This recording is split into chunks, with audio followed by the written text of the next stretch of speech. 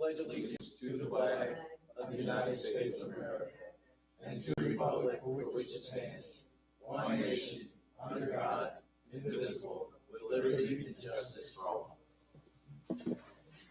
Okay, roll call, please. Mayor Middlesex. Here. Council President Conahan. Here. Councilman Carnes. Present. Councilman DeSenza. Present. Councilman DeCino. Here. Councilman Doty. Here. Councilman Griggs. Here. Administrator Geist. Here. Attorney Cressini. Here.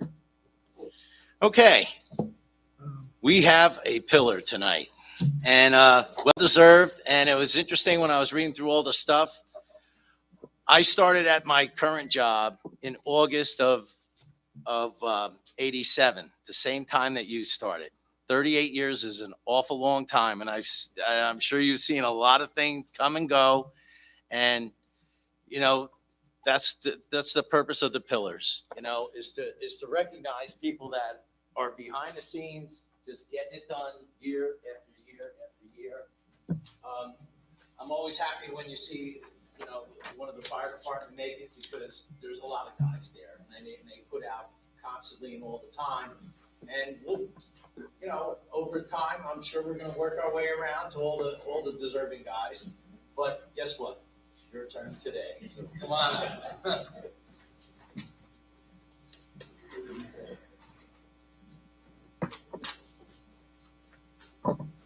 on up. Come on, Lee.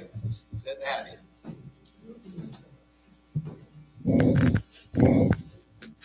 Ready? Whereas the governing body of the Borough of Middlesex recognizes that in order for a community to thrive and succeed, they must rely on the service and support of its residents. And whereas the wisdom, history, commitment, and passion that so many of our residents exhibit and extend to their neighbors and the borough make them the pillars of our community. And whereas it is in the spirit that Mayor Middlesex would like to honor and recognize individuals throughout the community who have made exceptional contributions to the Borough of Middlesex. And whereas William Winkleman has consistently demonstrated praiseworthy service and unprecedented commitment to the borough and its residents by being an irreplaceable asset to the fire department and the community as a whole. Whereas William Winkleman has served as a member of the Middlesex Fire Department since August of 1987, when he joined the Pierce Fire Company No. 3 Fire Station. And whereas William Winkleman has volunteered in the borough as an active firefighter for over 38 years and has dedicated numerous hours helping and protecting the community with unwavering courage, leadership, and sacrifice. And whereas William Winkleman has served in various capacities while working in the fire department, holding the position of engineer in 1989, lieutenant in 1990, captain in 1991 and 1992, vice president of the Pierce Fire Company No. 3 in 2000, and since 2001 until present, he has served as president of the Pierce Fire Company No. 3. Currently, he holds the title of lieutenant of Pierce Fire Company No. 3 since his appointment in 2024. With every position, he has demonstrated exceptional leadership, bravery, and has made a significant impact on the borough and its residents. Whereas William Winkleman has devoted his life to ensuring the safety of others through volunteer service, which is the backbone of the community, ensuring the future of Middlesex, therefore allowing the borough to thrive and succeed. Now, therefore, Jack Middlesex, Mayor of the Borough of Middlesex, State of New Jersey, along with the Middlesex Borough Council, and on behalf of the residents of Middlesex, we wish to thank you, William Winkleman, for all of your dedication, sacrifice, and labor to our community. Affixed this day, the 25th of November. Congrats. Congratulations.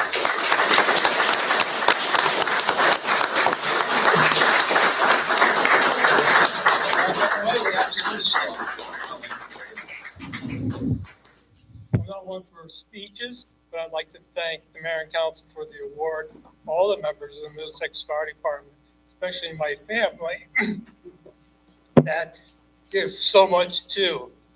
And someone that got me involved, Jack Costa.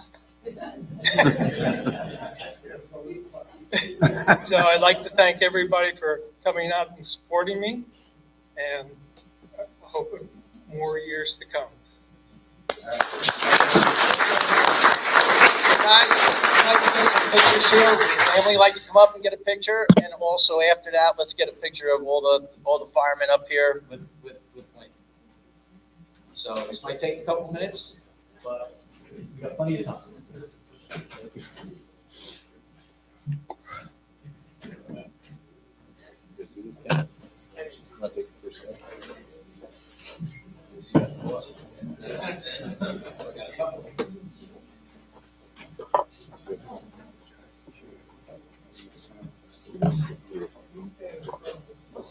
Right up to this.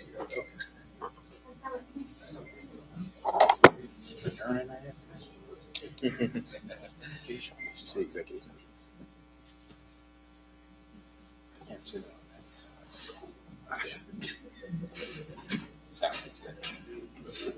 have some judges. Yeah, please. Fireman, come on up.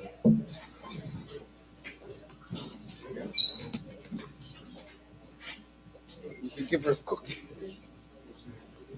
Joe, you should give them cookies. Good for you. What are you hiding over there? I figure there's enough people that don't need any extra. Kenny, scoot down, Kenny. Thank you. Here you go. Bring everybody down. Don't give them to me. I don't want them. Wing front center. Look at him, keep going. Look at him, big kid.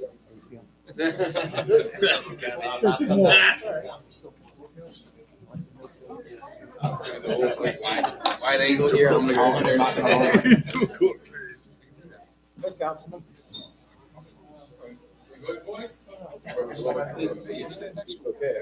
Hey, guys, make sure you get in there.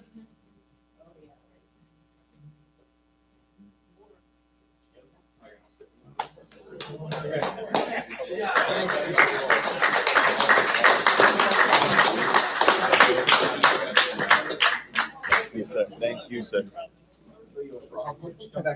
Thank you.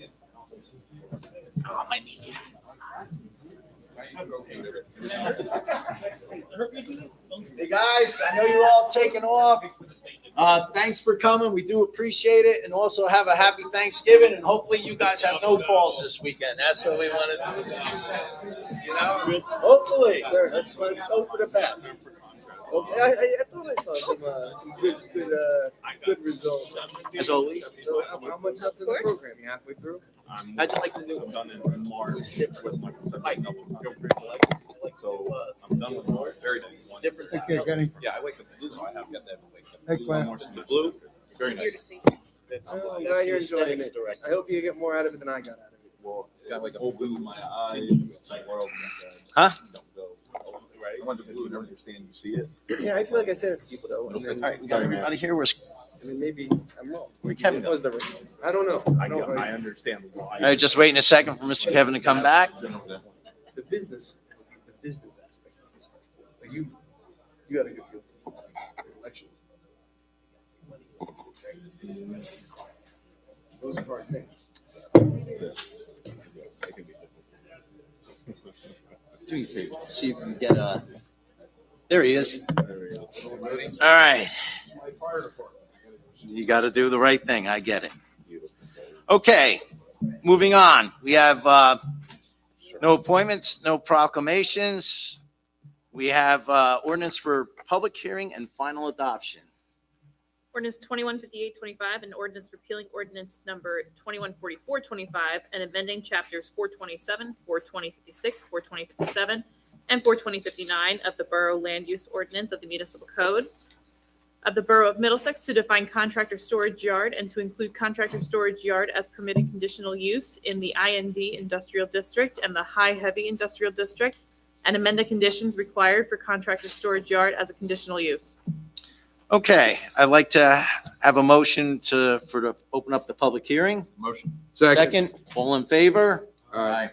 All right, anyone wishing to step up? Okay, I'd like a motion to close Motion. the public hearing. Second. All in favor? Aye. All right, let's go with a motion to approve. Motion. Second. All right, Question, go ahead. number 4 on page 9. when this resolution was first brought up, we discussed eliminating the one contractor per yard, Hang on. and everybody said yes, and it's still in there. Hang on. Let me get to the right page here. Page 9, Yeah, number 4. number 4. We're going to change that to allow Subway. them to have more than one contractor in the yard. If you look on Lincoln Boulevard, where you have that big parking lot, Mm-hmm. there's multiple contractors in there. Look on Mountain Avenue, where you have multiple South Ave. contractors there. Yeah, Joe's right, Mayor. It's final action, so you can't amend it. I'm going back to look at my files. Hang on. The last, I mean. It's an actual ordinance, so we might not be able to amend. We might have to table and then come back. Okay.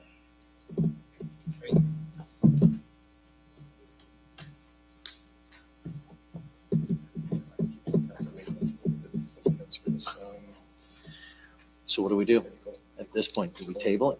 Or do we approve it and then amend it right away? That's up to you. Yeah, I mean, I would say that you could approve it and just amend it. Yeah, we've done that before. I would say that we wouldn't enforce the offending provision.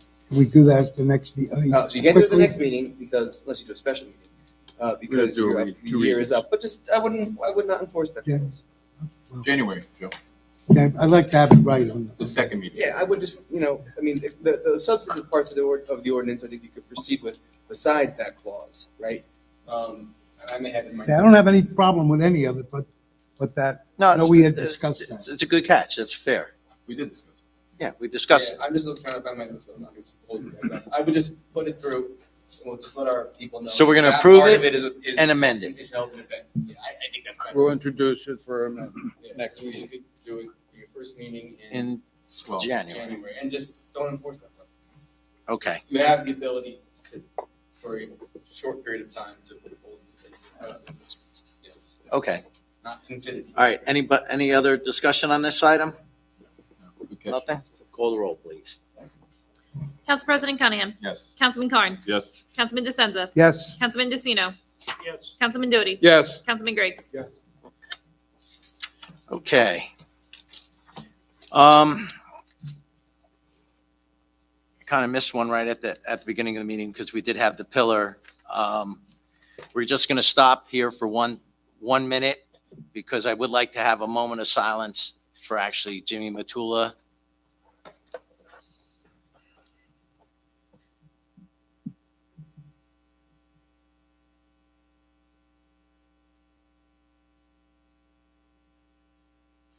Thank you.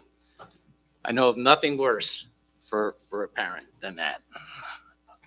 Okay, so we are up to the mayor, approval of minutes, please. Approval of the October 28th, 2025 regular and executive meeting minutes. Need a motion to approve? Second. Second. All right. All in favor? Aye. Okay. All right, let's go to the mayor's report. Okay, a few things are going on. One of the things on the lighter side is if anyone had a chance to go by Victor Crowell Park, the Christmas decorations are up. They're lit. They look dynamite. I know the DPW's been busy moving them around, finishing up because you do have them in front of the park and stuff like that. So that'll be coming somewhere down the road. I did get a chance to go to the League of Municipalities. I managed to sneak out of work and I got down there for the day. It was actually pretty encouraging. I'm sorry, Claire, I was a day late. I couldn't get down there. I saw the pictures. I think it's absolutely awesome. The recognition that you guys got from that as Rookie of the Year. Couldn't be more pleased. I did actually meet several of our vendors. I also met the Hoffman Corporation, which are these are the guys that bought the Ferris Brothers building.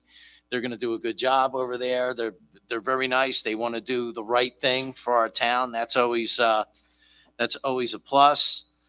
During the period, we did have actually I would like to call it a budget meeting, but it really wasn't a budget meeting. It was basically I met with the administrators, the CFO, the council president, and myself, and we basically set out our stall of here's the budget process, here's how we go through it, and we just want to make sure we didn't miss any of the bases, and this way everyone can be involved as it goes along. As you guys all know, I'm a big one on the budget because that's what drives our whole year. So as the process is going through, we expect to be very communicative so we can just get that out there that everyone knows what's going on.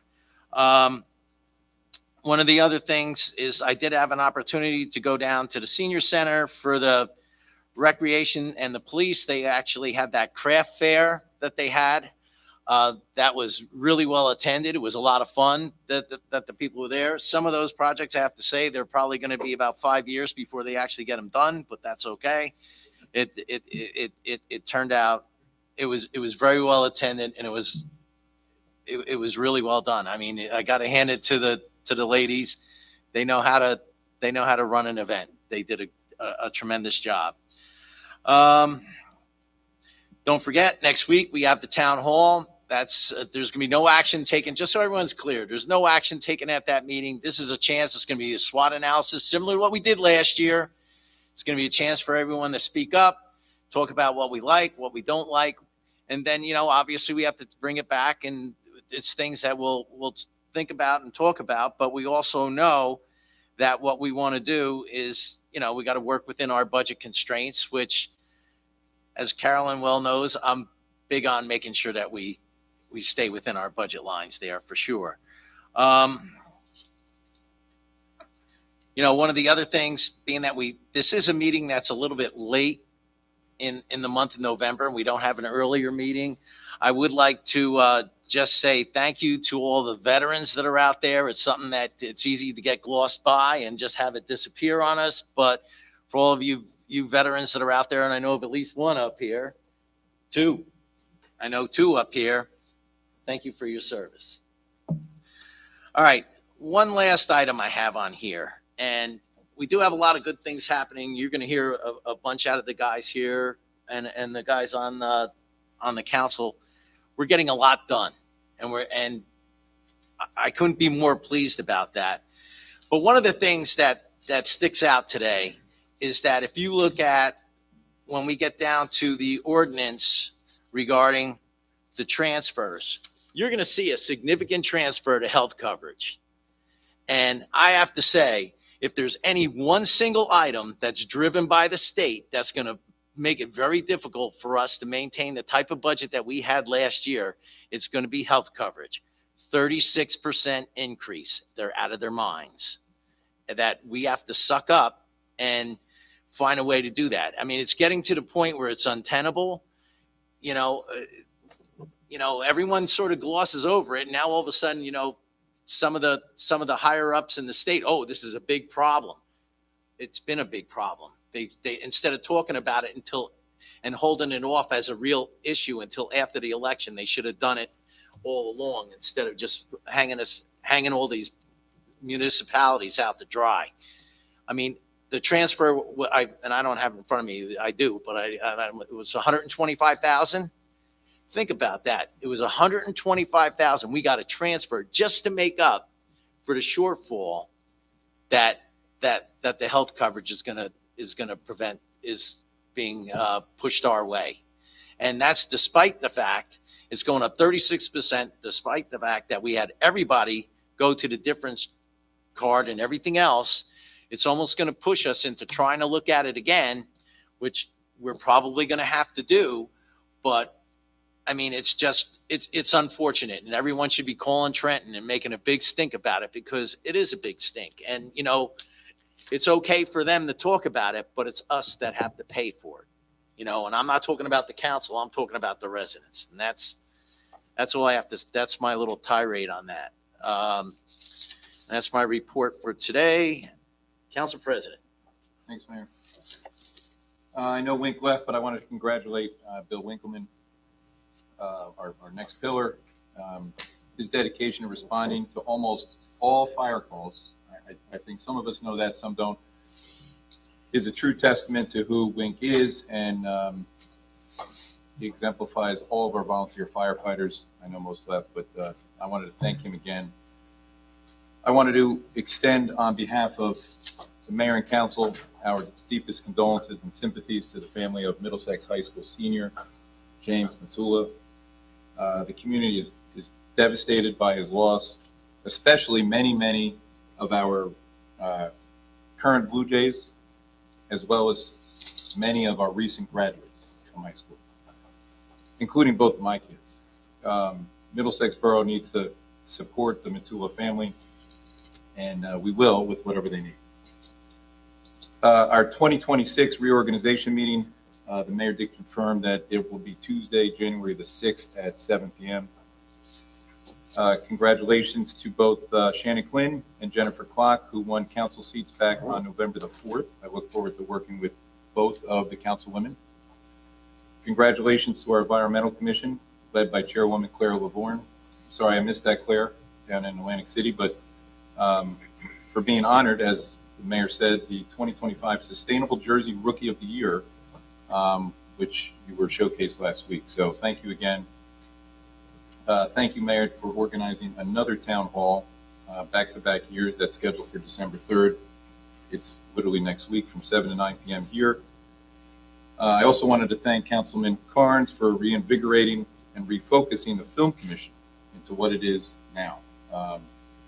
Your hard work has definitely paid off. Job well done. You stuck with it, changed it a bunch of times, and I think it's in a good spot now. So thank you. And lastly, the Friends of the Middlesex is hosting another event, another program, a guitar concert with Vic Leonard. That'll be this Sunday at 3 p.m. in the community room. Happy Thanksgiving and all. And that's it. Okay, Councilman Carnes. Yes. Thank you again. Like the council president said, I'll jump off with the film. We went down to the AC. Thank you for everyone for your support, your constant and creative support when it comes to seeing the ability of what the film industry is bringing to New Jersey. It's a constant boom. I went down with the civilian part of the commission, which is Mr. Jonathan Deal and Mr. Joseph Damas, and we drove down. We saw a few people there quickly, briefly. We're like grabbing free American bags, like, see you later, alligators, because our classes all started at the same time. But I was very happy to see Middlesex represented very well by who we are in a lot of places, and the accomplishments of the Environmental Commission is tremendous. And I would have gladly celebrated with all you've done if we're working on other things as well, and we're spread out and doing good. So the Film Commission is bringing millions of dollars. Jersey is starting to rival Illinois and Georgia in competition for rateable opportunities for our local economy to boost itself. It has taken a lot of conversation beyond what we see here, and a lot of conversation with the help of the council president and the mayor as well, figuring out how to handle this. I believe we met with the New Jersey Film Ready Commission, which is involved with people who are all across our community. Different mayor, they have their own commission, so they led this class. We are there. We are on the brink of a straightaway of somebody calling up saying, "Hey, we need to get this done. We're going to come film here."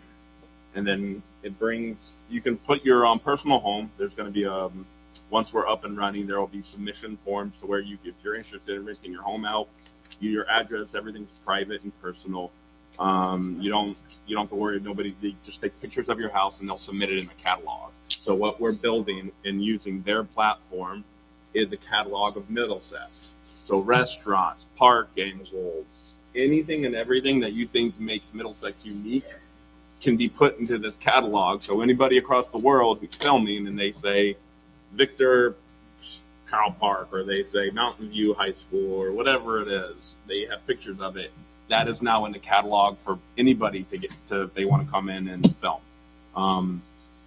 We have, I think, pretty open communication with that, and it's exciting. I'm very excited over it because it'll be pretty awesome if they film ET3 here. I will gladly stand in the background and pretend to be along there. There is another big shout out. I received 2 phone calls. I want to make sure that we know this. For the seniors department, Melissa has received 2 phone calls to me complimenting her leadership with the seniors and everything they do for them and the staff. I think I made you the administrator's aware of one, but there's definitely two, and it was well said. Arts and, oh wait, let me read her thing. She said, here are some talking points for the senior report. Medicare open enrollment ends on December 7th. Any last minute questions, please call the senior center to schedule an appointment. Nets Vets Breakfast will be held, West of Veterans for us veterans, will be held on December 11th at the American Legion, one-time location change. We will be hosting a loneliness around the holidays we will be hosting a loneliness around the holidays presentation by the 60+ Department of Mental Health, Raritan Bay YMCA 12-5. Go love on people, everybody, at 1 p.m. Arts and culture switching. Thank you, Hardig, and the other rest of the crew for working. Like, they're consistently working and getting everything done. And I know that there are some great plans for 2026. For the Board of Education as the liaison, I can say that communication from this side hasn't changed. It is what it is. And I'm hoping next year we will have better communication with the Board of Education. Somehow I think that will happen to the best of the ability, but I don't know how. But I will do the best to make sure that bridge state remains open and most of our taxpayers understand what the hell's going on with their tax dollars from every angle that they can. Side note, I ran into the Montana people, as I told the mayor and council president. I know that they mentioned there's headaches. So if you have headaches, please reach out to these administrators involving Montana. Like if there's holes that aren't filled in, if you're curious about what's happening with your pipes, if any of that mumbo jumbo is going on, sorry, Bobby, to jump in, but I just saw them today and I talked to them. And so springtime is what I was told, but good luck dealing with that. And that brings, so springtime for Montana and all the way until then. Great. I'm done. I'm just I think I'm done. Okay. Yes. Councilman DeSenza. Yes, I too attended the League of Municipalities with the rest of the council. And Claire, I'm sorry I couldn't make it. We were on a vacation. We didn't come home until late Tuesday night. Otherwise, I would have been. But in reference to the Hoffman company coming into town, interesting to find out that they live next door to Chief Benson, the Hoffman family, before you moved in. So they were Middlesex family coming back to Middlesex. They're located in Newark now, and this will be their headquarters. And we're very excited to have a nice rateable in town. Another point just comes to mind. Can we get Montana to remove the no parking signs that are all outdated? But, no, all over, on all the sides. Still on Seneca Avenue. There's a bunch of them. When they were doing, yeah, they were all over the place.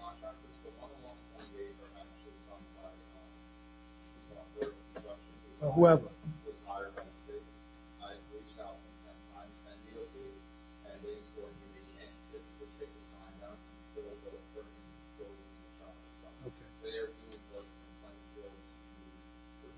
Now, I'm talking about the ones on most of the side streets that are part of the water thing. And they're all the dates are outdated.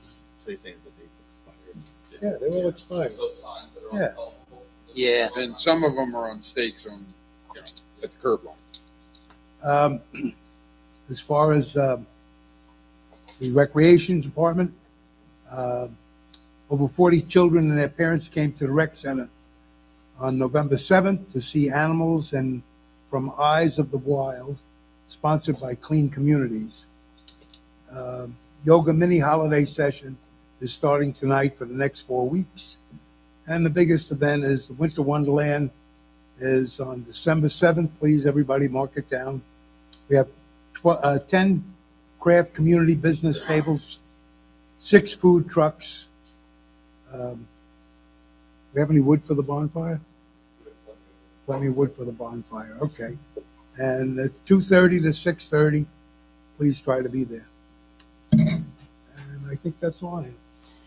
Okay, Councilman DeCino. Yes, I too was at the League of Municipalities, and I did attend a lunch, breakfast with Claire, administrator and deputy administrator. A little bit about the Sustainable Jersey Award. This is not like something that easily done. So, first time bronze certificate, we had 245 points. And unable to get points, you have to establish a mandatory green theme, which Claire has done. You have to implement 2 of 15 priority actions, which are not easy to do. She has to deal with the council sometimes, and sometimes her things don't go through. Also, she has to complete actions in 6 of 17 categories and have a total of at least 150 points. Middlesex has 245 points, only 105 points shy of the silver certificate. So she did a great job. And you go around town everywhere, you see her everywhere. You see her on Raritan Ave, you see her by herself, you see her The Tree Farm. You see her Sunday morning, and wherever you see her car at the library, she's always doing something. So she's a wonderful person, and we're lucky to have her. So that's all I have to say about that. As far as public works, talking about the Mountain View Park. So we're in the top lot now. They removed all the equipment and all the material in that area is ready for the playground there. They brought in 100 tons of stone, 40 tons of 3/4 clean stone, preparation of rubber surface. So, as far as the playground there, the playgrounds are all there. Also at the league, we met with one of the contractors who's going to be doing the rubber. What do they call it? Any rubber surface. The rubber surface. We had hoped to get it done, but he said don't rush it because it'll be a 20-year warranty. You'll lose the warranty. It may last 5 years. We have to get through the winter without that rubber surface. It'll be much better. So. Yeah, Bruce Sanders at the company with the weather-wise. I took 2 days for it to pour. Right now, we're kind of stretching it, so we're more than likely going to get this. Yeah. I'm not going to jump the gun yet, but it seems like the warranty issue is the biggest factor that doesn't allow me to do it. So, especially because it takes a whole night more before it is on. So it needs to be consistent roughly with the and I have my first number of so reaching out to me but if that does happen, which is looking towards it, we're probably going to snow fence like the whole area around it until the spring if we haven't seen families out there after school with their kids playground. Playground is beautiful. If you get a chance to go through there, It does look nice. No, stick a little sign on there and maybe give them a suggestion to go to the park at the back of Victor Crowell. Send them over there. You know, what you're dealing with is the basic. Do you want it fast or do you want it right? Yeah. So let's get it right. Look, also, we talked about the decorations, holiday decorations that were installed on the poles at Victor Crowell and the streetscape. Next week, they're going to be installing that panel tree. How tall is that, Lenny? 20-something? 22-foot tree. And if you ever go through Boundbrook Lake downtown by the train station, that big tree that's there, it's going to be similar to that. Get your balls. I'm waiting on my quote though. Jeez. Parks are finishing up on leaf cleanup and winter preparations are in right now. And reminder, Cycle Center is closed the 27th, 28th, and 29th. So tomorrow's your day to get there if you need to get there. If not, they won't open again until Tuesday next week. So that's all I have there. Okay, I just want to add one thing real quick.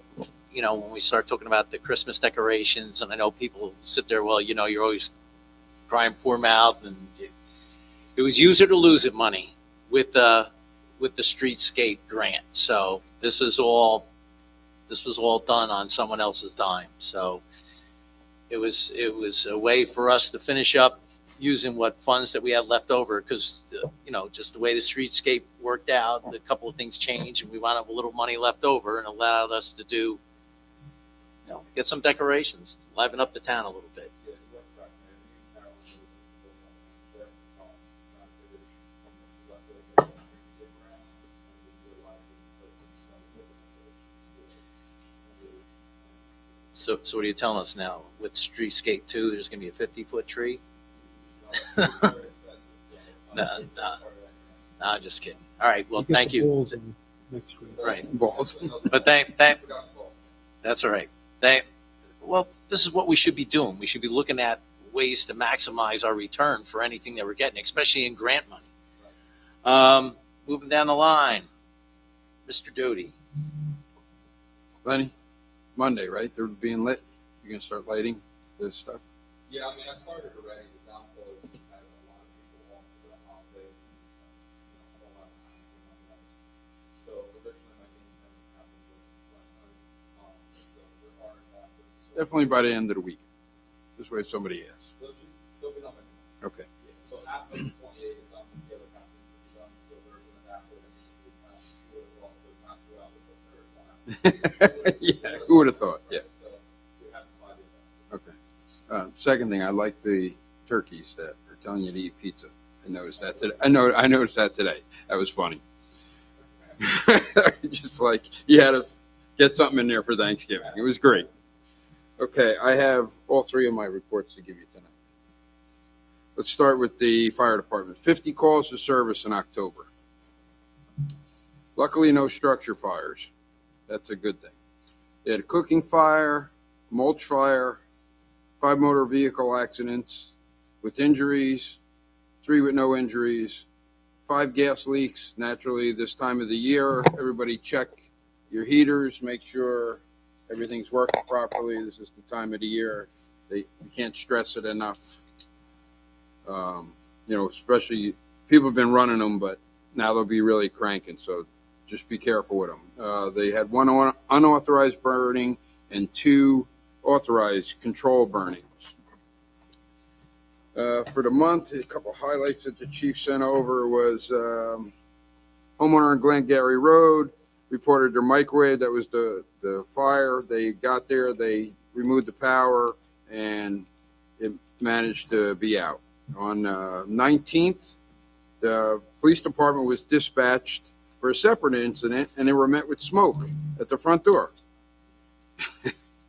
The fire department was dispatched. They went in. There was burnt food on the stovetop. They secured the stove, ventilated the home, cleared the scene a few minutes later. On October 24th, the police department requested MFD to the scene of Glengarry Road for an animal rescue. They found a deer stuck in a fence. They had to take the fence apart so that the deer could get out, and it survived, and it took off. That's got to be the most bizarre one I saw in this sheet this month. October 30th, they responded to an overturned motor vehicle on the property of 245 Mountain Avenue. It struck a stop sign, bollard, and overturned. The driver was able to exit, and with the help of the MFD, was turned over to Boundbrook EMS. The vehicle's power was secured. All fire units were cleared from the scene in just over an hour. The 30th, they responded to Raritan Avenue for an overturned motor vehicle due to striking a utility pole. When they got there, the pole was split in 2 and suspended in the air by wires. The occupants of the vehicles were able to free themselves prior to emergency services arriving. PSE&G arrived on the scene and took care of the wires and the poles. They attended the Fire Prevention Day at all Middlesex Borough schools on Tuesday, October 7th. They hosted a fire drill for the students and went over fire safety procedures if a fire were to happen at home or school. They attended their second live burn at the Somerville Borough Fire Training Tower on October 15th from 18:30 to 21:30 hours. Also, they will be supervising the bonfire on the Winter Wonderland, and the following weekend is Santa, I believe is what they have decided on. We'll be going 20th, around. right? Yeah, it's 2 weekends after that. It's the 20th. Yeah, correct.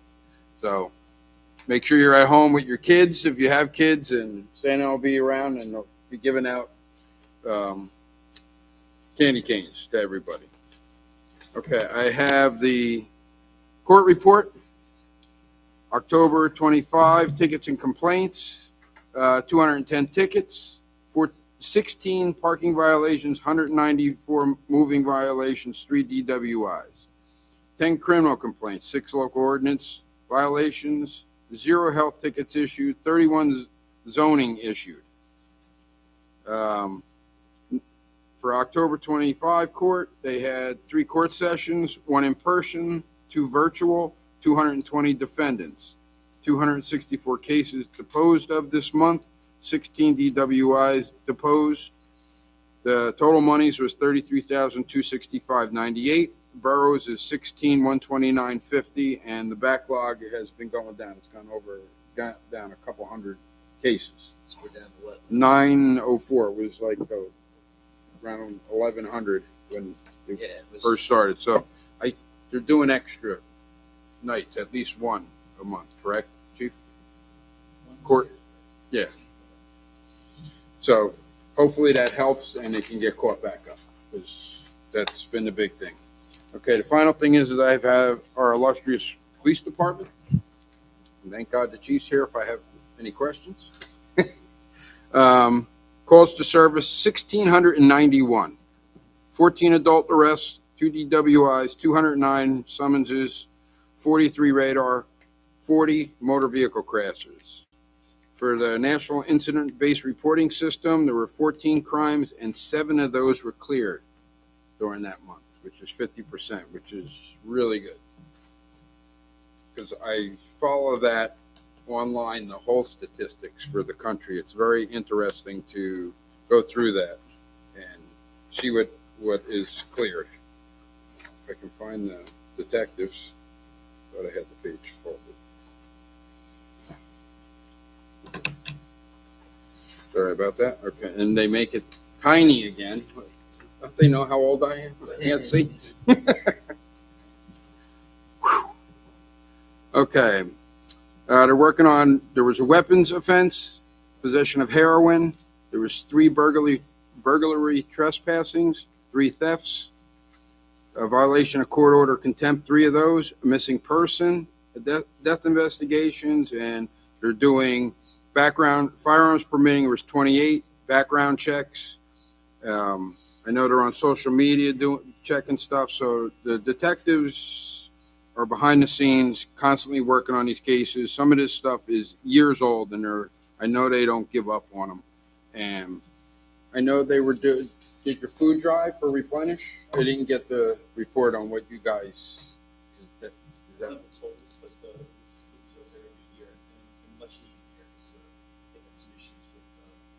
social help that was kind of pressing at the time. So because usually, a lot of yeah, usually by this time I get the poundage and it's something crazy. So hopefully it was another really successful year for you guys. Okay. Yep. Yeah, that's basically all I have. I'd like to say happy Thanksgiving to everybody.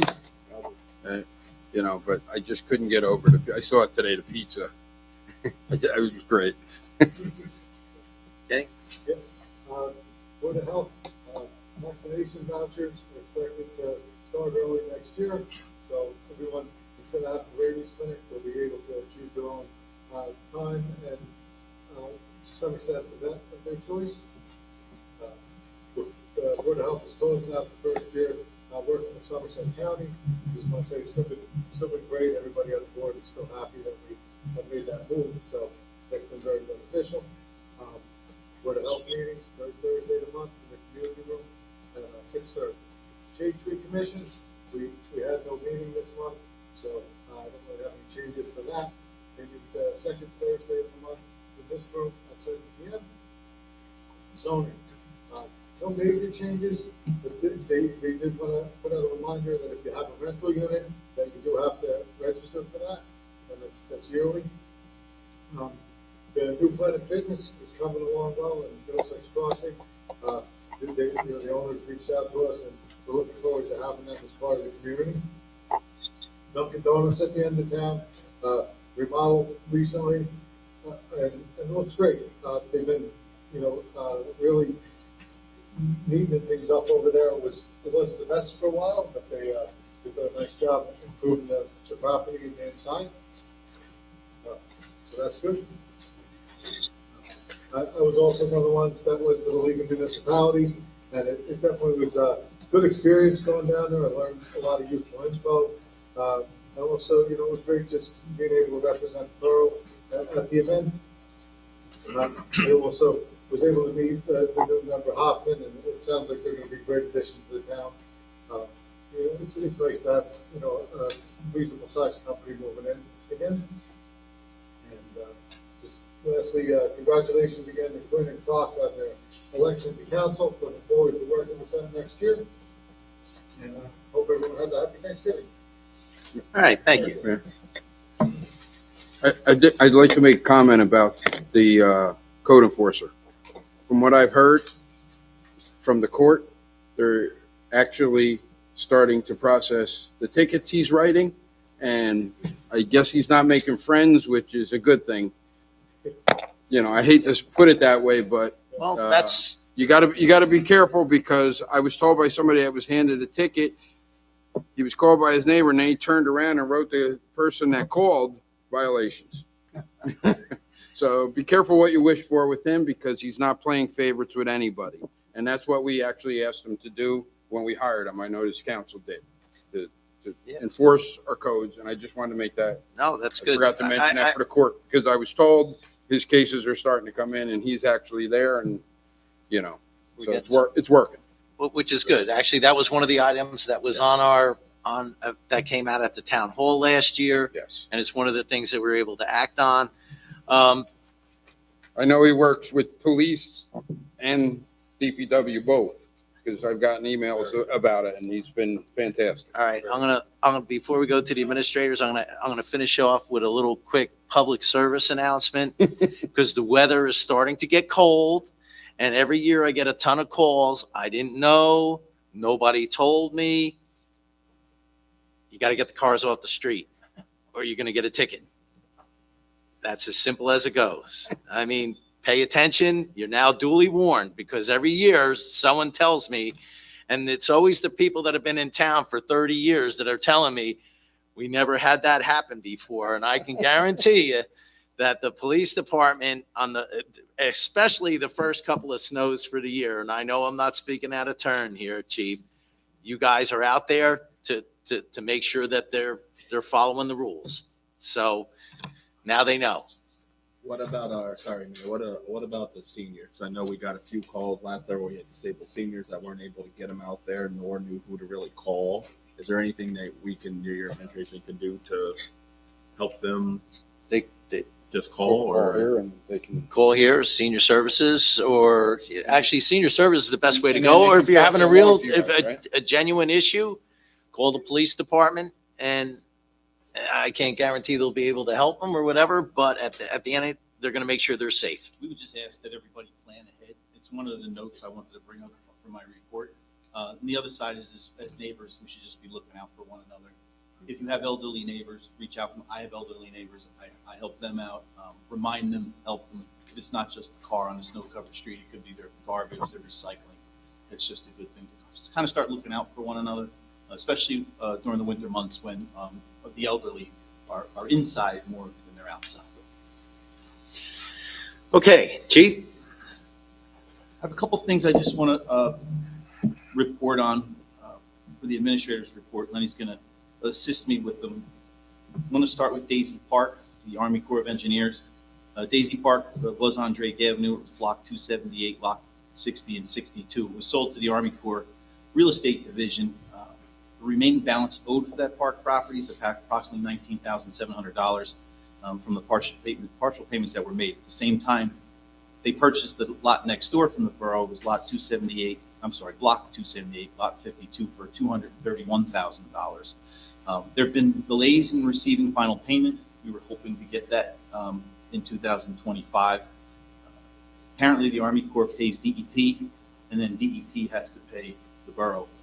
So there's a little bit of red tape involved in collection. So Lenny's been actively following up this. We're hoping to receive payment before the end of the year. I think it would be helpful. Sure. Mountain View Park update. Len, you want to give the Mountain View Park update on the bathrooms and the park playground? Yeah, I know, Bob Seaman, Councilman Seaman, touched on a lot of material that was, so we as the borough were responsible for the top line to remove some of that material that wasn't part of the grant and all that project that's done, so we removed all that material out of there. That's why we had to put the VGA down, put the clean. The fence was also repaired too, as well, corner of that some of the areas, I think we had some concerns and that bring fence of top and top line. But, I mean, it looks phenomenal. The bathroom, it's a lot. Remington and Bernie's here, Terry's here, he knows my struggle with it too as well. There's a work order, we're waiting for PSC&G to shut off the power, and that's all. So that crane company can come place the bathroom over the power line. And we're still waiting. And it's falling on PSC&G right now, between Remington and Bernie and myself. We have been following up, I don't know if they're weekly or really day.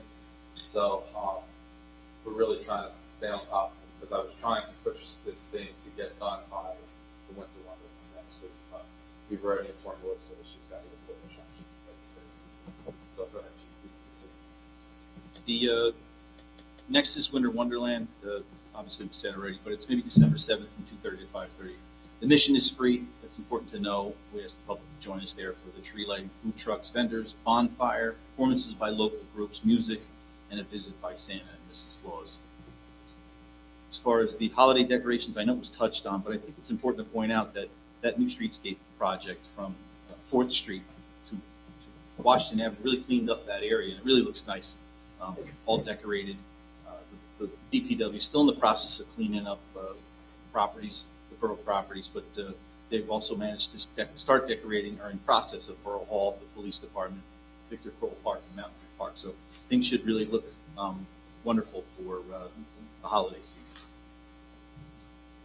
We did have our crafting connections, the police department, with our community, focused towards our senior citizens. It was the 14th. We had about 60 people that showed, and we did that along with the senior services. So we had lunch, made crafts, and discussed concerns with our seniors. It was just a nice day. It was a nice afternoon. I appreciate you coming, Mayor and Lenny, for coming and spending a few minutes with everybody. It was a really nice afternoon. On November 14th, Lenny and I met with Boundbrook Administrator Jasmine McCoy, their police chief, Jason Giannato, and EMS director Mike Lapatowski. Started dialogue, and they were exploring different shared services opportunities for the future. In some cases, it might be a smart way to streamline some operations and control long-term costs. We want to investigate ways to allow us municipality to consolidate resources, improve each other's delivery of services. So, we just wanted to kind of open the door and have some dialogue. Our intention is to meet with our neighbors in Dunellen and surrounding counties. So we might be able to find some other ways. We do have a shared service with Dunellen at this point. And just to touch on the league, and I know everyone kind of touched on it, and Claire, congratulations. It was a wonderful luncheon. It was nice to be there. I was very proud of Middlesex, and I was happy to be there standing with you, celebrating. But, some of the work that gets done at the league was the other side of it, right, the business side. And so we have the jetback truck we spent about $422,000 for, that we shared with Dunellen as a shared service, so both towns get to use it. It's a brand new truck. We received delivery beginning of the year, and it had some warranty issues, some repairs that needed to be made, and we couldn't use it. So it got sent back, and I think Lenny was told virtually it was going to take months to return. He made a plan with Parsa to help as a stopgap to make sure if we had a sewer emergency. But we spent a few minutes with the owner of the jetback, and before Lenny left, he managed to have him turn that repair in a week. So we should be getting that truck back much sooner, and that's important, especially with flooding or other issues in town with the sewers, which is a regular issue or problem. GIS mapping, storm drains, and outfalls. If I miss anything, Lenny, please let me know. But on the 17th, Lenny met with Colliers Engineering regarding GIS mapping for all our storm drains and outfalls. Before the end of 2026, the DEP is requiring the geographic information systems. It's a way to visualize and analyze data on a map by layering different types of geographic information. We recently processed a purchase order for $120,000 for the cost of the mapping. It should be completed before 2026, correct? You are correct. I think that's it. December 3rd, between 7 p.m. and 9 p.m. is our town hall meeting.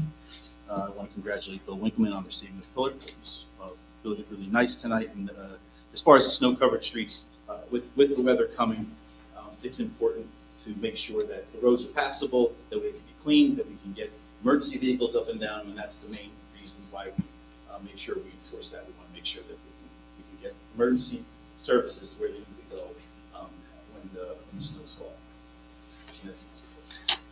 Okay. Thank you, guys. Moving down, let's go to the privilege of the floor. I'd like a motion to open. Second. Second, all in favor? Aye. All right, anyone wishing to say anything, step on up.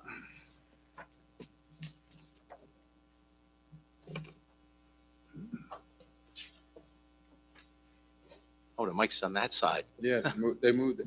That's because the camera. So we can get them on camera. So they're on camera that way. How you doing, guys? Mike Schneider, 440 High Street, Middlesex, New Jersey. And Mayor and Council also know that I'm with the town's Environmental Commission as Vice Chair. I've lived in town for about 40 years and brought up two boys who moved out of town, but they're doing very well.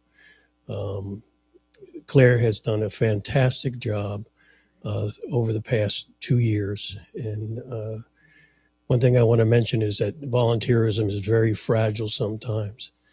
And for her to receive this award, I think means a lot to her and the commission. But as you know, Claire goes around, we go around. I go around when I can just to see what the if there's any environmental issues within our community, because we want to address those as soon as possible. And one of my little ventures with my dogs, they wanted to go for a ride, so I appeased them.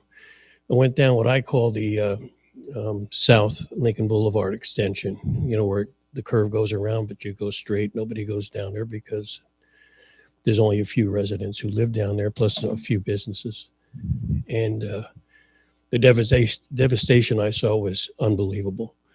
Army Corps of Engineers probably clear cut at least 30 acres of land. We didn't see this on the mapping. We just saw a pump station. And this is a wetland. Totally destroyed a whole ecosystem. It's so disheartening. And I think what we need to do is to get them to impose on them to get some type of plans for any type of replanting, restoration. There was no need. If this is supposed to be a retention basin, I mean, it was clear cut. Has anybody been up there? I saw the pictures that I put them on. I haven't seen anything like that since I used to be up. I was in Washington State, and they don't even clear cut like that lumber anymore. It looked like they're going to put it in an Amazon warehouse. The amount of property that was devastated there is unbelievable. They're not only took out all those trees, they also took out all the roots. The Army Corps of Engineers made up their master plan about 50 years ago. It's antiquated. It has to be fixed. They've changed it as we've gone along. But now they're in our town. And as they went from Bound Brook up, we're getting to more pieces of property, putting up walls in different berming areas. My understanding is that this is a water retention basin, but I'm talking, this isn't a little thing like behind the chicken place or in front of the chicken place. This is acres and acres of property. They just clear cut it. Claire can tell you the importance of the trees. I mean, I'm not really a tree hugger, but when I see something like this, it's happening in our town, we have to address it. Thank you. Thank you.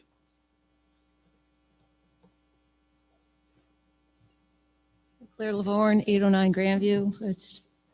I just have questions about negotiating. So for C2 and H contract for the Army Corps, I don't know who negotiated, but why there's no trees being planted on that for that. So this was probably negotiated in 2023. Who does the negotiations? So Claire, I just want to touch base, Mayor, if you want. So I'm in a lot of those meetings. I am in the process for any future projects for them to reimburse the borough for any plantings, FYI.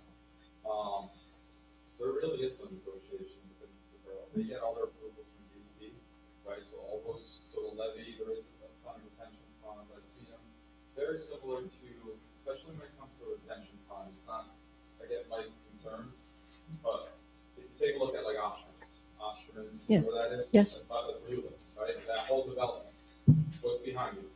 We have the retention pond. Is there any trees in that retention pond? No, there won't be. But if you're breaking up that property, each one of us should have 2 trees in our front You yard. are correct, but when they come in with their project and that levee system that is going along that whole end, that's why they wiped everything out. So the retention pond is, once they do their drainage and everything, yes, they'll be good to go, but they're willing to give to the borough back money for planning, 100%. Okay. So I'm working on that now because I didn't realize they were taking out all of that, all of those trees. Right. So I go to all these meetings and there's nothing about retention No. ponds in there at all. Yeah, and I've seen it, once they took it down, which is where my concern was with the fencing, that the chief had talked about too as well on the last meeting, but because all of this area is gonna be wide open, right? They're not allowing planting once the levee's up. So there's a lot of guidelines and they're not even completed yet, Claire, so they still have to go to Mountain View Park after this next phase. But I'm working on hopefully getting some sort of funding back to the borough to be able to plant any shade tree commission, environmental, something. We're running out of places to plant stuff. Correct, but to my understanding, when the Army Corps does this project, it is a federal project, they purchase the credits from, DEP, and they spend millions of dollars to be able to cut down all the trees. Right. Yes, and they're being remediated in Bridgewater. So we're not, Middlesex Borough is not getting the benefit of clean air. So it'll go somewhere else. Yes. But yes, that was my understanding, but in the future, I would like to get some sort of funding back so we can replant elsewhere. So when are the negotiations going to happen for the phase by Mountain View Park soccer fields? Though, once this project is complete, I'll let you know, but yeah, they've already begun this next phase of Because project. I'm getting a lot of questions at meetings and like, I feel like I attend everything and I'm not, Honestly, we haven't even talked about that. There were 3 different layouts that were talked about on where it was gonna go and what they were gonna give the borough back. I have some stuff in writing on what the borough was gonna get back in return, kind of, sort of. So, once this project is towards the end, then yes, we'll get there. I'll keep you in the Okay. mix if you like. Yes. I'll bring you in. Yeah. Into that meeting, now that I've brought Matt in. So, yeah, I have a meeting with them every 2 weeks. Okay. 2 weeks, And- every Monday, 2 weeks, to touch base on everything. So, they are willing to entertain any questions. and retention ponds can have more than turf grass in there. So there's, Chris Abrupter from Rutgers has been converting in Hillsborough a lot of the retention ponds and putting in native plants. I'm not an engineer. Okay. Well, I know that, Usually yeah. when they come in and do a retention pond, right. there's no trees whatsoever. They come in and do all their drainage. And then, which is why there's no trees in the back of your pond. Right.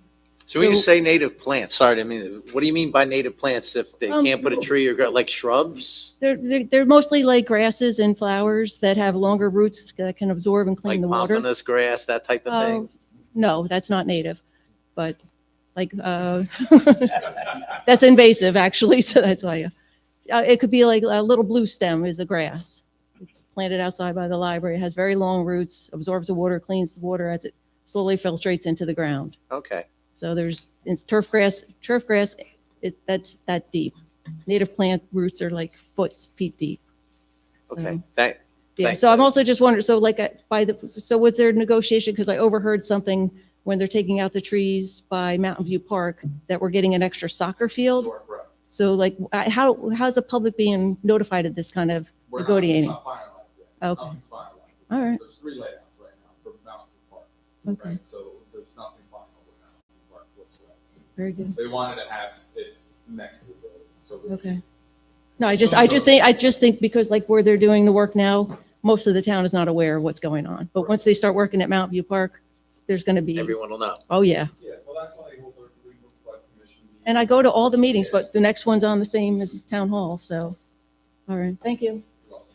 Is this information disseminated through the Park Improvement Committee at all for like the Mountain View subcommittees? Like, I don't know, would that be help beneficial as well? I don't think we have much say. Do we have much say? We are. No, just information. I mean, like if there's information to be passed, there's information to be Oh, passed. are they giving you written information or not much really? Not until they make decisions. Not until they're done, until you get the final, Correct. and then We can tweak. this is what's gonna happen. Okay.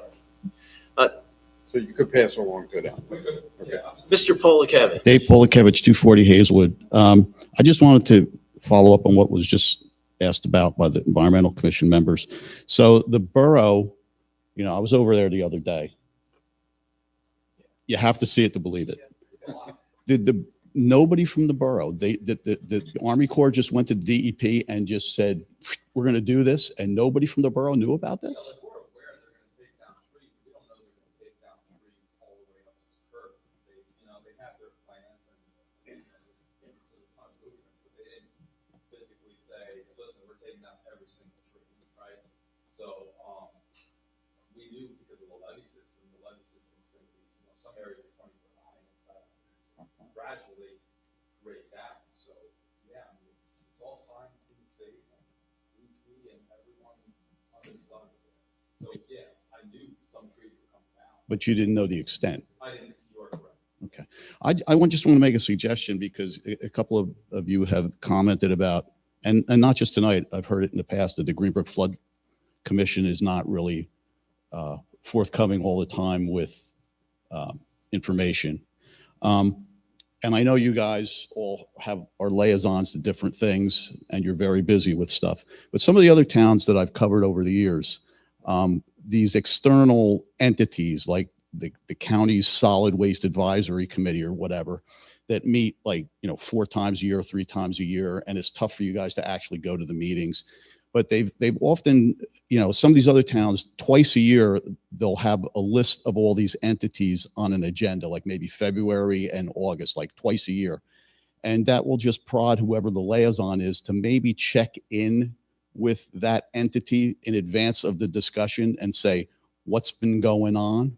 Because again, if they don't come to you with all this information, maybe a couple times a year, you guys have got to go to them. And I know you guys are busy, you got a lot of things to do, but if you knew that it was going to be on agenda, say February and, August or whatever, 2 times a year, whoever was the liaison with that would know the month before. Maybe I better check in and see what's going on over there. Because I think the same thing came up a year ago with the Pond Avenue when they were going to put that paint recycling thing in.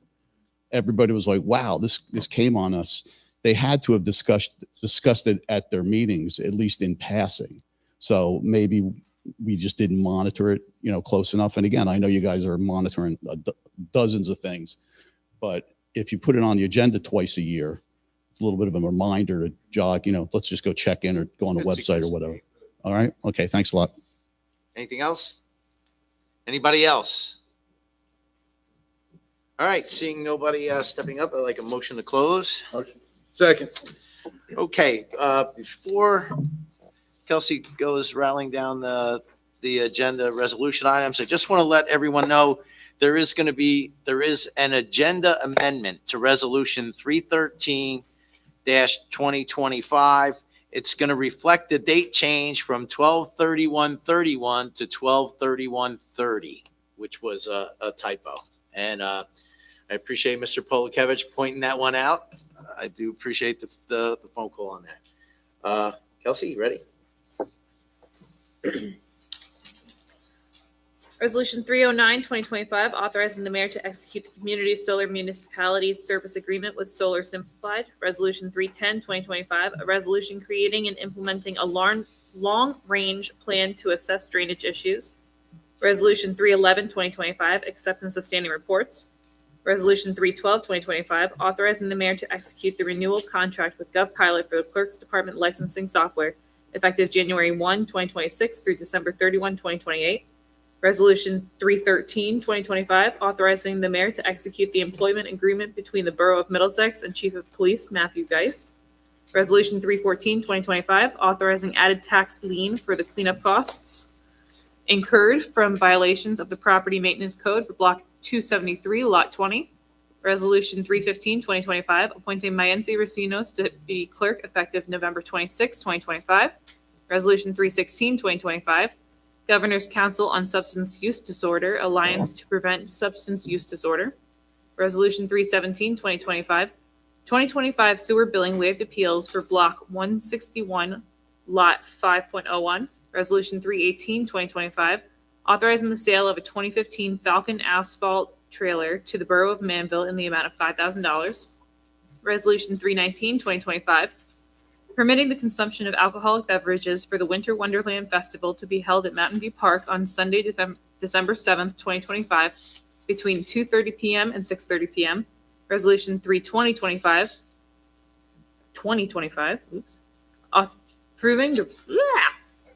approving the reimbursement of $45 to Raising Cane's Chicken Fingers for overpayment on a temporary Board of Health license.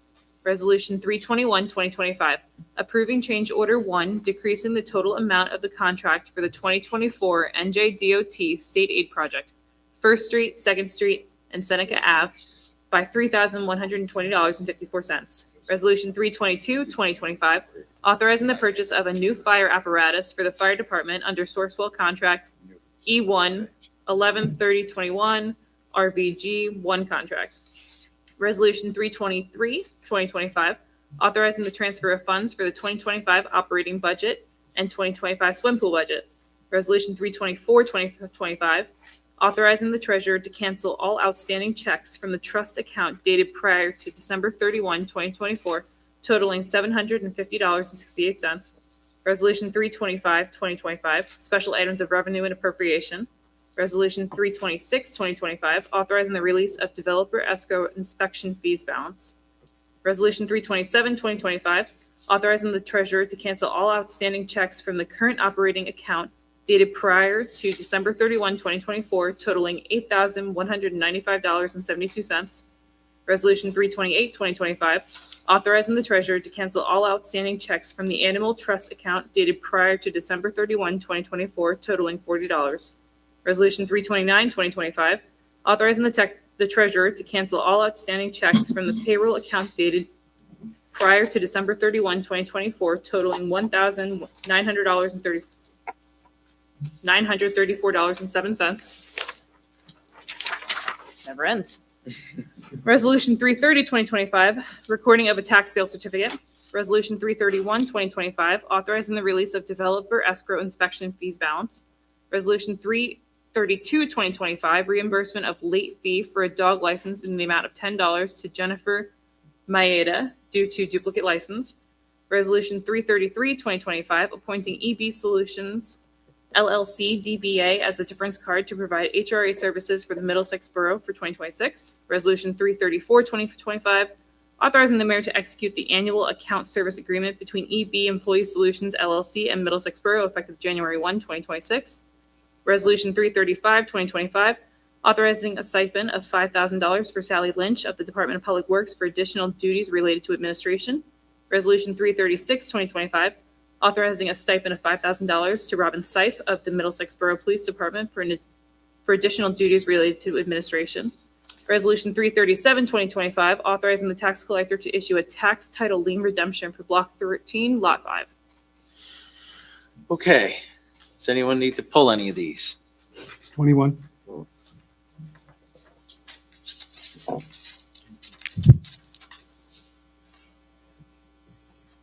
Five. Which resolution, 329, Joe? 29, the one for Yeah, the payroll 29, checks? yes. Yeah, okay. Anyone else? Chair, would you say number what? 5313, the chief's contract. 313? Yeah. And you're 313, okay. These two? So, All right. I'd like a motion to approve everything except for those two. motion. Second, All right, any additional discussion? the fire truck, that's for the crash truck, right, Caroline? Okay, just making sure that was the one that they spec'd. Okay. Figured you were here, you could answer that quick. All right, call the roll, please. Alrighty. Council President Conahan. Yes. Councilman Carnes. Yes. Councilman DeSenza. Yes. Councilman DeCino. Yes. Councilman Doty. Yes. Councilman Griggs. Yes. Okay, let's go back to Resolution 313, 2025. I need a motion. Motion. Second, okay, you wanted this pulled? No, I just wanted to read a quick statement just to the constituents as a councilman real fast for the preparation of it. Sure. It goes, as a councilman, I prioritize transparency and honesty. And in this case, I honestly have not to give a thorough consideration of all matters that affects our constituents involving this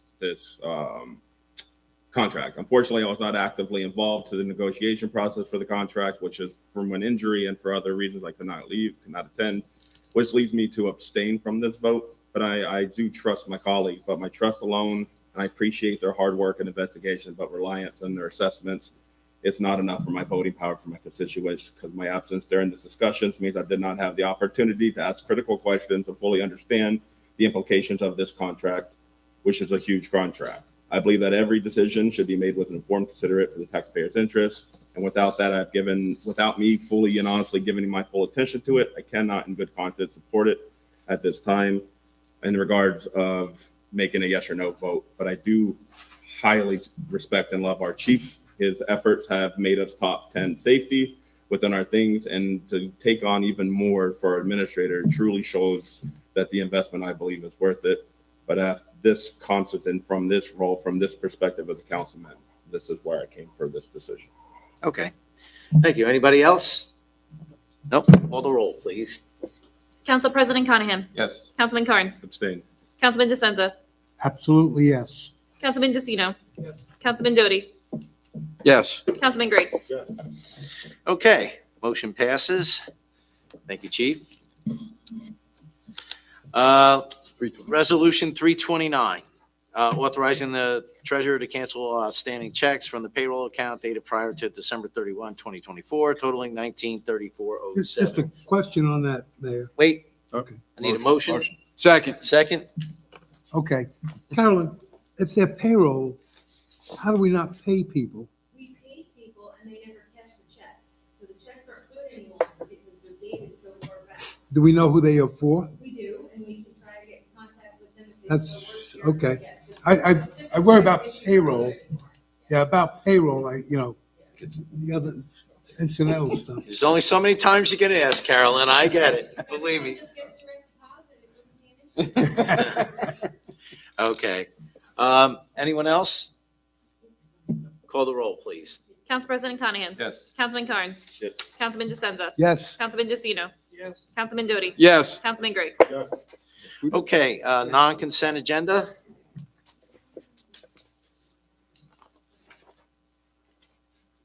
Resolution 338, 2025, payroll claims. Motion. Motion. Second. Okay, any discussion? Call the roll, please. Council President Conahan. Yes. Councilman Carnes. Yes. Councilman DeSenza. Yes. Councilman DeCino. Yes. Councilman Doty. Yes. Councilman Griggs. Yes. Okay, we do have an agenda workshop item tonight, e-bikes and e-scooters. At this point, I'm not 100% sure who's going to drive the discussion. Is it you, Chief? I can. Okay. So you all have a copy of a sample, and this is just a draft, just something to consider, something to look at. I think because of the popularity of e-bikes and e-scooters, they're popping up everywhere. And with the cooler weather now, it's probably a good time to start thinking about what we would want to see this ordinance look like. Again, this is a sample, it's a draft. It could, we can make some changes to it. If you have any input, we've used several different towns who had put together the same thing. The most important part here to think about is how do we protect public safety? How do we define the rules of the road? With e-bikes and e-scooters, they fall into a regulatory gray area between a traditional motor vehicle and a bicycle, a traditional bicycle and a motor vehicle. So, we want to manage our public spaces in a safe way. We want to make sure that, people are safe walking on sidewalks. Some of these bicycles are capable of reaching speeds of over 28 miles an hour, which could be very dangerous if you're a senior citizen or you're a young child, or just someone who's not paying attention walking on a sidewalk. So some of the stuff that's going to be important, I think, to move these vehicles off the sidewalk and onto the street. Anybody who's under a certain age and on a tricycle wouldn't fall under that category. But if you had some time to look at this, I can answer questions for you. But basically, this just puts something where, like I said before, there wasn't a lot of regulation from the state when these things came out, and they're getting, holidays coming. I'm expecting more and more as time goes by, and some of them are moving pretty quick. We had to put information out to our police officers, just so they were understood, because the gray area of speeds, and use some of the model ordinances from other towns who are having much bigger problems. I've gotten several complaints about people walking and enjoying our parks. And yes, some of these are recreational type vehicles, and, we want people to use our parks. But the complaints I'm getting is that the young folks or people who are out there using these higher speed electric bicycles are traveling really closely. They're pulling wheelies and driving down the center of our roads. We've had more than one occasion, it's been twice, where 50, 60, 70 young people wearing face coverings are traveling down our roads, blocking every lane of traffic. And there's not a lot of you can't get out and stop them. They're refusing to pull over. It's not just us.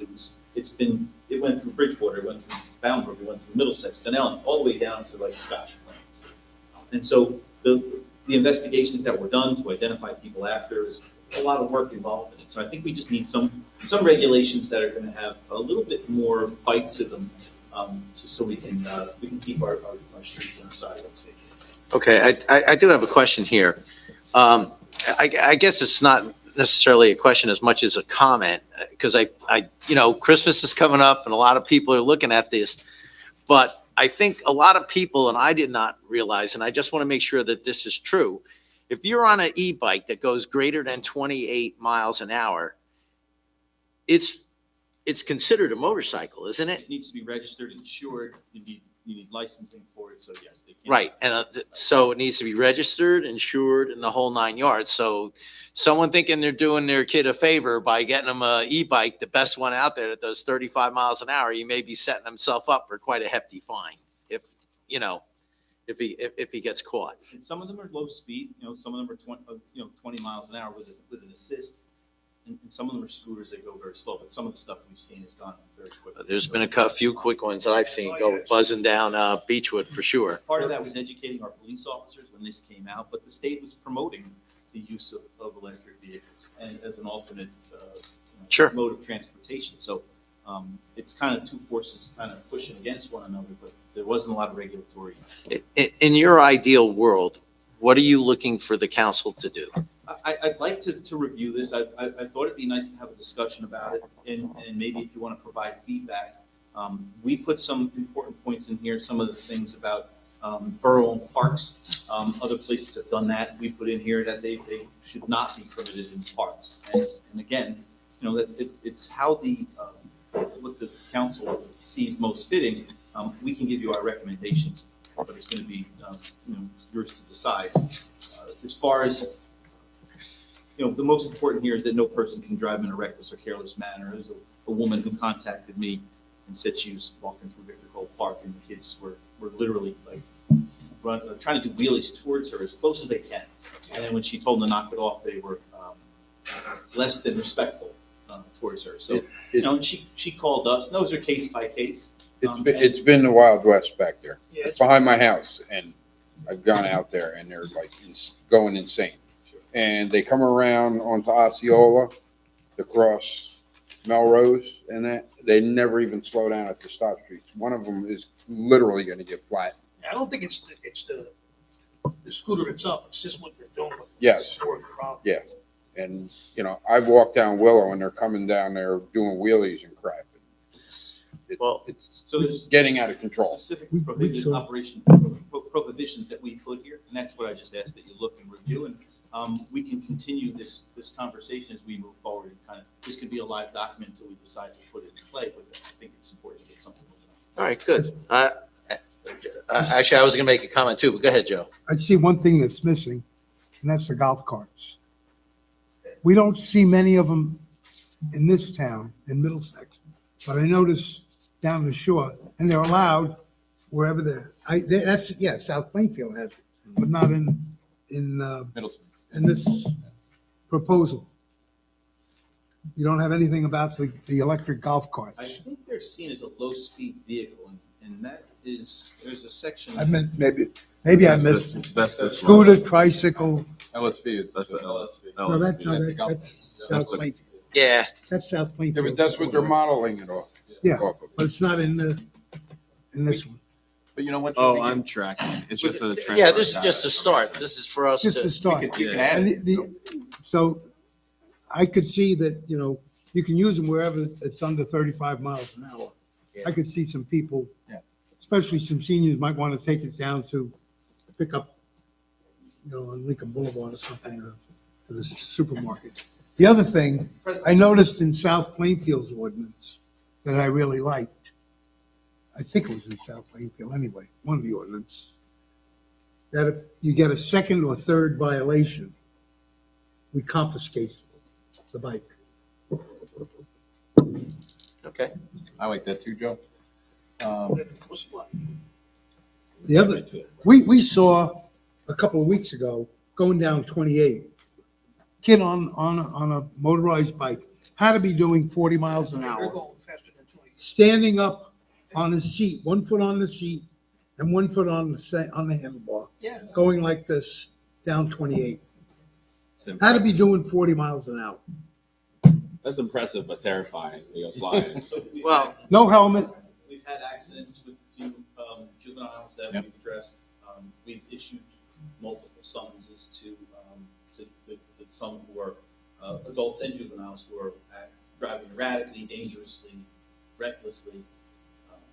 Golf carts are not permitted on our streets, so we can put that in here specifically. Well, you see, South Plainfield has it in theirs. Yeah. And I know they're allowed on any, wherever the speed limit is under 30 or 35 or less. They're allowed by state. I don't know if that's a golf cart. That's another vehicle. No, yeah, electric That's golf. different than- Look at the South Plainfield. They have a picture of it and everything. Because they are down the shore on the streets. You planning on buying a golf cart, Joe? Is that what this is all about? Lower cost. If we could put in a pitch and putt maybe. Good. Lenny, can we do that in the dump? But just so you know, I mean, it's a much larger park, Warnaco Park. They got a big sign there. Forget it. No e-bikes, no nothing. Just One other comment. not allowed. Just item D, no low-speed electric scooter or any other private property within the borough being used for an event sponsored by the borough. Just thinking out of the box, there could be a parade Yeah. that, the kids want to do something and they would be all together. I don't know that that's, Well, if it's you know under what? control, if it's part of a borough Like Memorial Day parade, parade. like, the Little League parade or something like that, and you had a bunch of these kids that would, within reason, doing 10 miles an hour, as part of the parade, I wouldn't want to limit that. If they Well- were. Put something with permission, but there are concerns if there are other children who are not involved, and there's motor vehicles, and there's. If they're going over, I mean, it would have to be controlled at 10 miles an hour, 5 miles, but I could see them participating in something like the Little League parade. Well, yeah, at this point, what I would say is that everyone take a read of the material that you have and send your suggestions to the administrator, and let's go from there. Mayor, has everybody, because I've read this a couple times, has everybody read the proposal, not South Plainfield, but what's come from here? Yeah. So I think it's got 95%. There's a couple things that Joe brought up I Sure. agree with. I think, I think we could move forward. What I'm asking is asking Chris, if we have consensus, to ask Chris to create the ordinance. Yeah, I'd take a look I mean, I can try that. Because it's not in ordinance form, Chris, right now. Yeah, I'll take a look at it. Unfortunately, it's not in my packet, for whatever reason, so I haven't even reviewed it. But I intend to review it and will gladly give feedback. Yeah, because it's got everything there. Chris can look at it. Maybe we can introduce it in December. All right. Well, let's just stop. Yeah.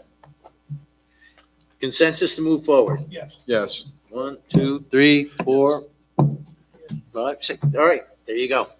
Can we make a quick, because I know we've We can add quickly, stuff. Yeah. I mean, about routes, because I know some residents have sent information about designating Waze or Google Map routes or something like that these kids can use or whatever. But a long time ago, we did talk about the very long process overhaul of Union, bringing it back down to 2 lanes in certain areas, because we're only Middlesex is only like that. if we can get an EV lane, biking lane, pedestrian lane, I know it's a huge undertaking. We've talked about it since Marcia's been here, and but if we got started now, I think we would be ahead of this EV issue. We can even possibly set a model of how it can incorporate within modern transportation that's going to happen. I know it's money. It's always, we've always talked about it being money, but somebody's going to get hit. Like just on the foot trail going near Hazelwood, one almost took out Zeke. Zeke ran across the field. That's my little 4-year-old. Bike's coming. He doesn't see it. He almost gets clipped. And I'm like, how the bike, right? Like common sense. You're going to deal with kids being kids at all points. But on the serious part, being in the road where I've seen your officer chase those bikes, blaring the horn like 60, 70 cops going down Union, what would that look like? Is that possible? And I know that's a hard, more detailed conversation, but I think it would be safer. Okay. Yeah, I agree with you. That's a DOT thing, Chief. Good question. It's a DOT thing, it's an engineering thing. So that's the we have to do a study and apply it to DOT, but there's probably some significant costs from them to look into. Well, either that, but there's a lot of these studies that if you're willing to look at, consider electronic vehicles or of some type that maybe we can get them to fund it. We'll see. I mean, listen, if you don't ask, you don't get. So let's see where we go. Yeah. Okay. Anything else on this agenda workshop item? Okay, let's move on. I'd like to have a motion to open for the privilege of the floor on the agenda workshop item. Motion. Second. All in favor? Aye. All right, anyone want to step up? Don't forget your name and address. Vincent Pileggi, 608 Clinton Ave. Quickly touch on your point, Joe. I've done a lot of research on low-speed vehicles. I entertained buying a golf cart once. Right now, there's nothing in the books in Middlesex wise. It would have to only be on 25-mile-an-hour residential, well, any 25-mile-an-hour street. The council would have to pass something to allow them on 35-mile-an-hour streets. To touch on the e-bikes, e-bikes in parks is already on the books. The parks ordinance already prohibits any bikes, motor vehicles, literally anything besides like a baby carriage from being on the parks. I don't know if I haven't seen the sample ordinance, but working with Melissa and working with Rec, I've kicked kids off, like whipping down. I've seen some of these bikes. They're really impressive. They go like 40 miles an hour. I'm like, Easy. I don't know. I mean, Jeremiah, you might have seen it. I had to kick the kid. I don't know. It might have been focused. It might have been later in the day, so you weren't there. But they're not allowed in the parks. I don't know if is it in the ordinance? Yes, the proposed. Yes. I don't know if that's redundant. And is there an age in the ordinance? Like a minimum age? No. As far as who can ride them? Yeah. It specifies if you're under 17 and on a tricycle, you can be on a sidewalk. Whereas if you're over, you can't. All right. So the only reason I comment on that is because I've seen a lot of other ordinances in other towns go almost too far on it. You can get a moped license in the state of New Jersey at 15. I think 15 is more of a reasonable age that aligns with the. I mean, would you rather have a kid not have an e-bike, but then go on a high-powered moped with a state license? I mean, it's just something you could consider in it. I think that's all my points. Joe, if you want to split the cost on a go-kart, I'll split it with you. All right, thank you. There we go. Golf cart, six-seater. Yeah, there you go. License plate. Claire Lavarne, 809 Grandview. This is the second time I've heard of, I guess it was the previous borough administrator brought up dropping 28 down to 2 lanes. And actually there is no safe way to get a bicycle from one side of town to the other. Like I have to ride on the sidewalk. So I think we'll get a good taste of that when the Army Corps does shut that road down to 2 lanes to do their wall, the wall. That might be a good time to reconsider dropping it down and leaving it that way. Not our Thank you. decision. Get it. I said that out loud. There you go, man. Lumberjack. Bruce Sanders, 10 Venice Avenue. Couple points. First thing, your hat looked like you were getting ready to go, Mr. Carnes, on your go-kart. I figured it's parked outside. You're ready to go. For having a go-kart. Second thing, is the state of New Jersey have any guidelines on e-bikes yet somewhere that we can utilize? Have we dug into the state on e-bikes?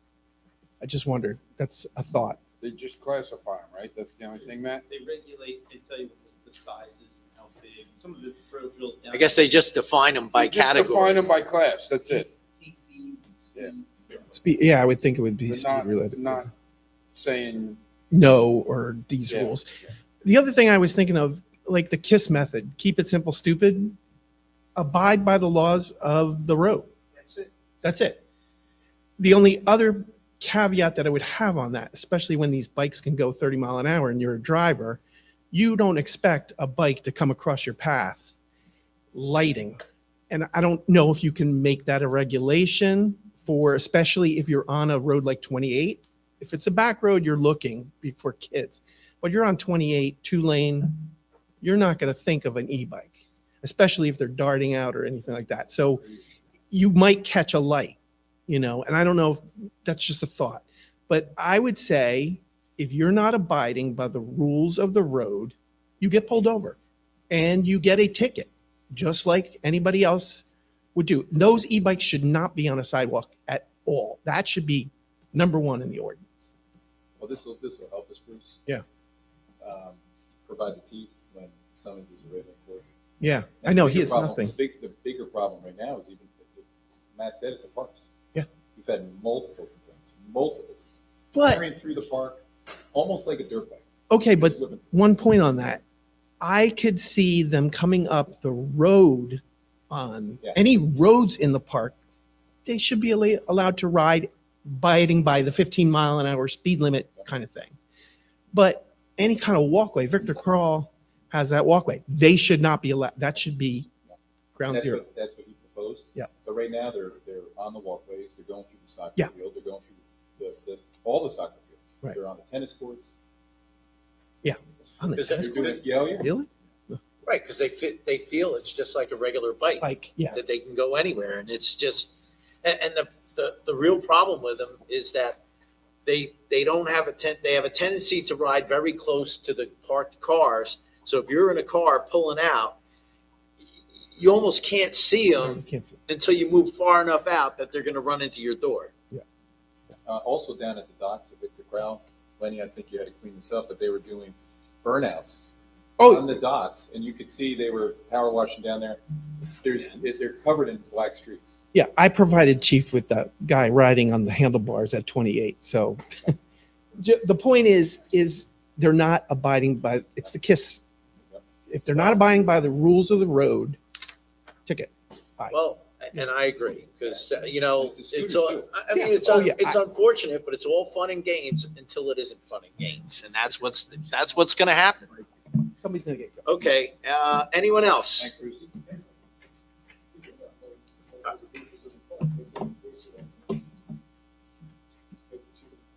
If they catch them, Yeah, but they're not considered motor vehicles. Right?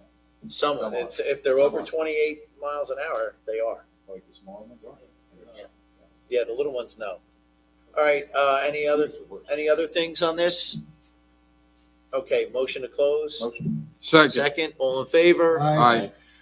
Okay, we have an executive session tonight. We're going over a few things. Action, probably not, right? Okay, there will be no action taken. Our next regular meeting is December 16th. There is a town hall next week on the 3rd. Take us through the resolution, please. Resolution 339, 2025, executive session. All right, can I have a motion? Second. Roll call. Council President Conahan. Yes. Councilman Carnes. Yes. Councilman DeSenza. Yes. Councilman DeCino.